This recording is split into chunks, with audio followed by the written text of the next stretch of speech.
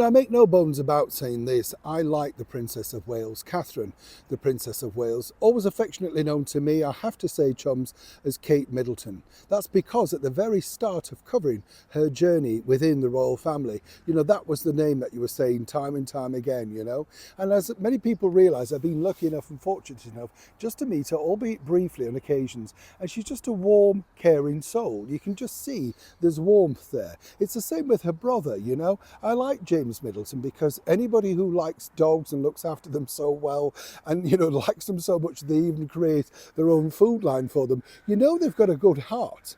Also, I was lucky enough to meet Pippa Middleton when she was working for a short time at NBC, saw the light and decided that this wasn't for her. Very wise, Pippa, if you remember. Yeah, we remember the fun we had with that, right, in the London Bureau. But what was fun, of course, you realise behind that facade, that smiling face that really beguiles so many people throughout the years now that she's been an active member of the British monarchy, there's a serious side, and Catherine knows exactly when to make the right move. And really, when you think about it, she sacrificed so much by doing this for someone that she truly admired and, really thought a lot of and truly loved. We're talking, of course, about the late monarch, Her Majesty the Queen, and exactly what really went on behind the scenes on those very final hours. As ever, let me explain. Morning, lovely to see you. Thank you so much for joining me today, chums. Nice to have your company. And thank you for enjoying the longer version of the recent royal appointment. I will continue to make them as and when we get some of those interesting stories that are more, I think, fascinating to delve into, because, you do kind of look and think, wow, the things that go on behind the scenes shouldn't shock me. But consequently, when you do say them out loud and I'm doing the reports, you're thinking, wow, really? Is that what went on? And then you have it verified and you think, yes, absolutely. It's a little bit like this, You can understand why Catherine on this particular day said this was one of the hardest things that she'd ever had to do. Walking alongside, you can imagine, the Duchess of Sussex, Meghan Markle, after the horrific things that both she and Harry had said on those interviews and, of course, the forthcoming books. Well, terrible situation when you think. But here's where it gets really interesting, and I wanted to clear this message up because I think, nobody is being honest about this particular moment in royal history.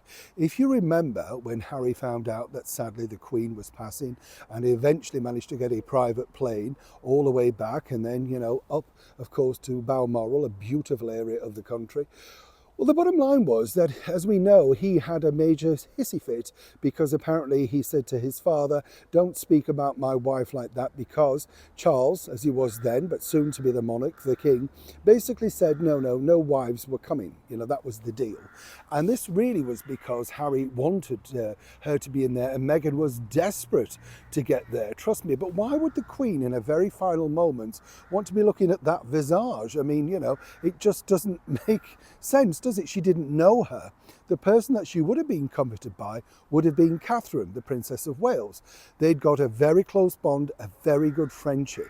And according to a very well-placed source, Catherine basically took charge of that whole situation by saying to King Charles, whichever you want to call him at that moment in time, don't worry, I'll stay behind to look after the children.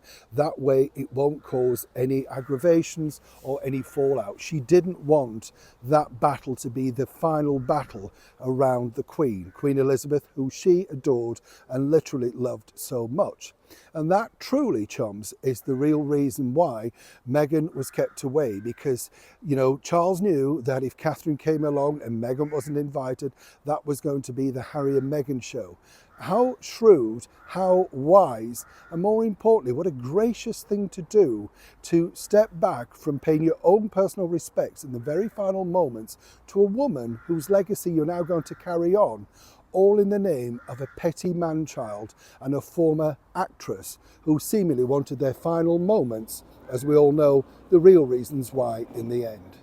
I think that's important to get this story out there. Anybody else agree? Neil Sean in the very heart of Kensington.